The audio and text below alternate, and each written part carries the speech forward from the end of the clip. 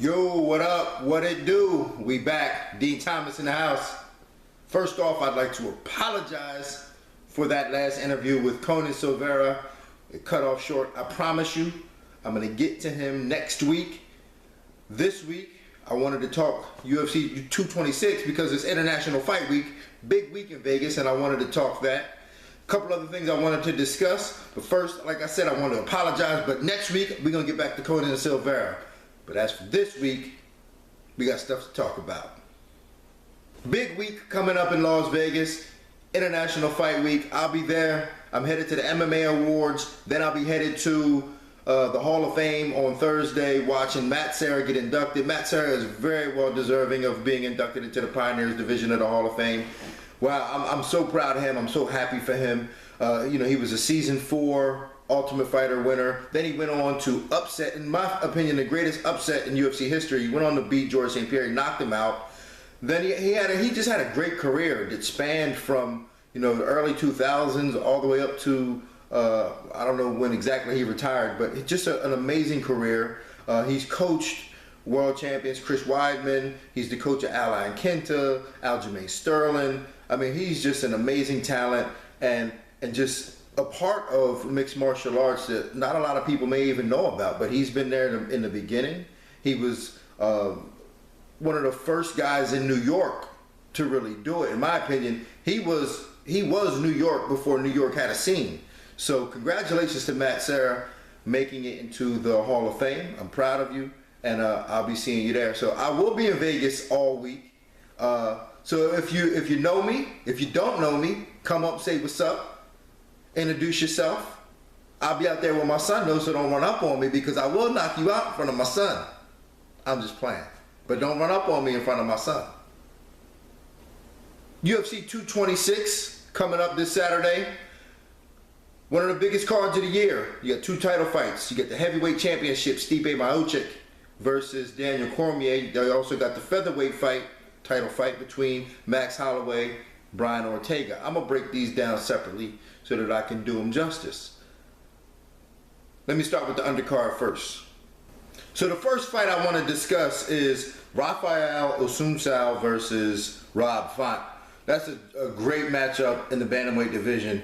2 highly skilled guys, 2 guys that could, easily. I think Assunção is in the top 5, but both of those guys could be in the top 5 based on their performance after this Saturday. I think Assunção is the more diverse and more complete fighter when it comes to overall skill, but Rob Font has a right hand that can always change the course of the fight. And that's something that Assunção will have to look out for. But I do think that Assunção does edge him in the diversity department. He also has a little bit more MMA experience. I remember watching him, years ago doing this thing. He's a jiu-jitsu black belt. Just very skilled, very strong, trains with a good camp, always has a lot of good people around him. And I think he edges that fight off, with a decision or maybe even a submission victory.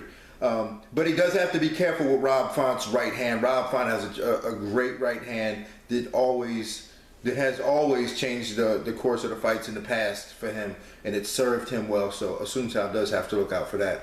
Another fight I want to talk about, and I'm so happy that this fight transpired on this card when Yancy Medeiros had to pull out of the fight, and that was Mike Perry will now be fighting Paul Felder. I've known Mike Perry since he got started in mixed martial arts, it was probably a decade ago or so. I can't remember the time. I'm old. But Mike Perry, I've always felt that he was a very talented kid. Even when he came in the gym, he had some kickboxing experience. He was a very talented kid. He had some troubled past and some demons that he was fighting, but I think that strengthens him in his game today. It allows him to have a bigger purpose in his fight career. So he's going to have a career in fighting either way.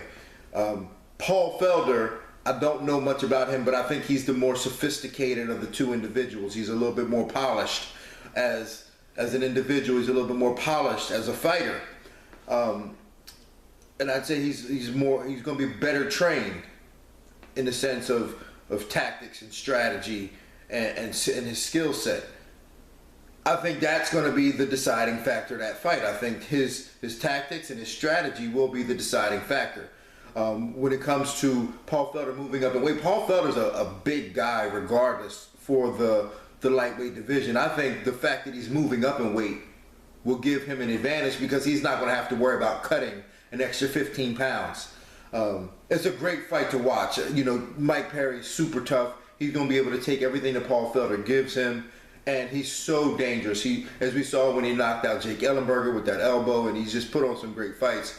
But I'm just afraid that, you know, in his case, and like I said, he's a dear friend of mine, but I don't think that he'll be able to keep up with the strategic battle that Paul Felder will be able to offer him throughout the course of the fight. But again, Mike Perry's so dangerous that, similar to Rob Font, if he lands that one punch, it will change the course of the fight. And we all know that in MMA, it's not easy to land that one punch, but guys are often susceptible to it because of, you know, there's so many different things they have to look out for. So, but that's a great fight to watch. I can't wait to watch those two fights. Paul Felder versus Mike Perry and Rob Font versus Rafael Assunção. Max Holloway versus Brian Ortega. Tremendous featherweight battle for the championship. Max Holloway is probably the best featherweight we've seen. Now, you can always make that argument that Conor McGregor is the best or Jose Aldo was the best because of their history.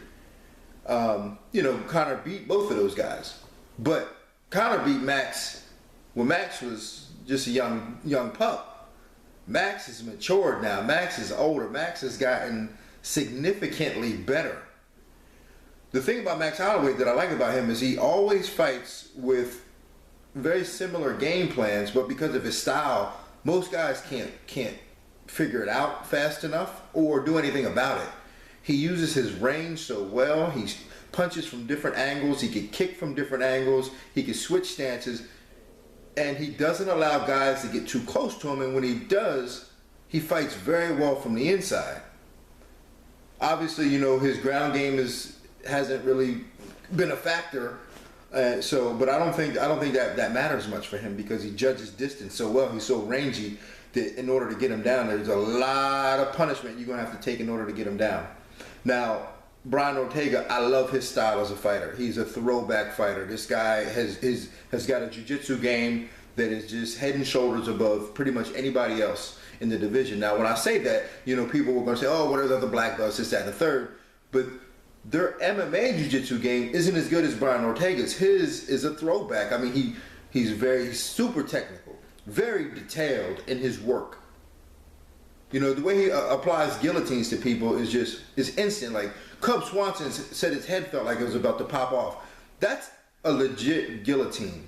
You know, a lot of guys now are just grabbing the head and squeezing, but Brian Ortega has a very detailed squeeze and a very sophisticated ground game. You know, he's beaten, you know, Renato Moicano, Cub Swanson, you know, finished every fight. So, like, this is a guy who's extremely dangerous. Now, I fear for him a bit in this fight because of that distance, and he hasn't been known to be a shooter. So you gotta understand this, like, how could I forget? He also beat Frankie Edgar, but when you're not a shooter and you're dealing with a guy like Max Holloway who can move his feet and change stances and throw from these different angles, you're going to need more ways to get inside to get him down as opposed to just walking into him and grabbing him. You're going to need to be able to shoot in on him, go in low, go in high, come in on the sides.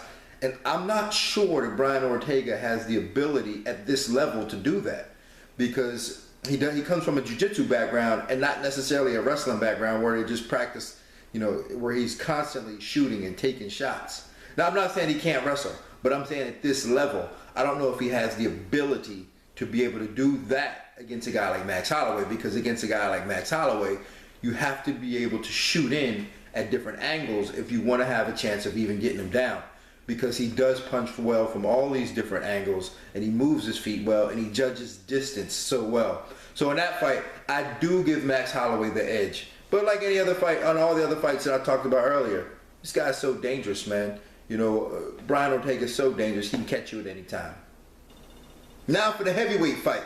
Stipe Miocic and Daniel Cormier, this is an opportunity for either guy to say that they're possibly pound for pound one of the best, the best mixed martial artists ever, kind of, when you think about it. Especially like if Daniel Cormier wins, and now obviously you could say John Jones has a case, but hey, listen, John Jones will always have that asterisk by his name for his drug tests. Daniel Cormier is a clean athlete. He's proven it. So if he wins this fight, I might consider him pound for pound the greatest of all time. It's arguable. Now, that being said, let's get into the matchup. Stipe Miocic is known for knocking guys out. He's only got 4 decision wins on his record. Daniel Cormier, in my opinion, has fought and beaten the better level of competition, more similar to Stipe Miocic. I can't even say his last name. More similar to Stipe than Stipe has beaten guys similar to Daniel Cormier. Yeah, I don't know if that even made sense or you even get my drift on that. But what I'm saying is, guys like Anthony Johnson, in which Daniel Cormier beat him twice, Alexander Gustafsson, his body of work, his catalog of fighters that he's beaten are more similar to Stipe than the opponents that Stipe had to be similar to Daniel Cormier. Like Stipe fought a majority of striker-based opponents that were slower on their feet, and he was able to touch them. Now, one of the only grappler, pure grappler that he fought was Verdum, but Verdum is he's kind of leaning more towards striking these days when it comes down to it, and he ran it at Stipe and got knocked out. I mean, so I think when it comes to experience and leading up to this, when it comes to their fight experience leading up to this, I think Daniel Cormier has experienced more leading into this fight, which should give him a slight advantage. Obviously, Stipe is, he's bigger than the guys that Cormier's faced, and I don't even think he's a better boxer. I don't think he's a better boxer than Gustafsson or even Anthony Johnson. But, he does bring a little bit more when it comes to like an overall aspect of the game. He can wrestle, he can box. Now he's going to have the size advantage over Cormier, but I don't think that's going to be much of a factor, to be honest with you. I don't really think it's going to be much of an advantage, to be honest with you. And here's why. Cormier started his career at heavyweight, and he's used to fighting bigger guys.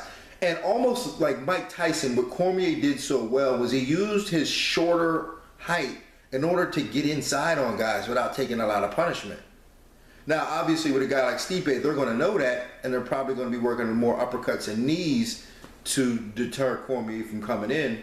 But Cormier has always been smart about using his height disadvantage to his advantage. And once he gets inside on you, he's so wide and he pummels so well, and he's shorter than most guys, that they can't pummel and get inside on him. So when he pushes guys up against the fence, he pummels so well and he's able to control them on the inside. The guys can't really deal with that. And I think that is another advantage for Daniel Cormier. So in my opinion, I think Daniel Cormier actually wins this fight and then retires. I think either way, whether he wins or loses, I think he retires unless John Jones comes back and wants to run it back with him one more time. But so that's my prediction. I'm predicting Daniel Cormier to win this fight based on experience leading up to this fight, based on opponents that they faced. Now, with that said, I'm going to get up out of here because I know y'all think I talk too much anyway. I can't help it. Like, I had a lot to discuss. I had a lot of fights to break down. But listen, catch me next week. You know what? Actually, you know what? See my man Tyron Woodley in Escape Plan 2. It just came out on Blu-ray, DVD. Check him out in that. If you haven't seen Sandbox Memories yet, check that out too. That's my film. It's on YouTube for free. And then keep supporting Dana White Looking for a Fight. It's a reality show with Dana White, Matt Serra, and myself. And like I said, if I see you in Vegas, come introduce yourself, say what's up. Other than that, I'll see you guys next week.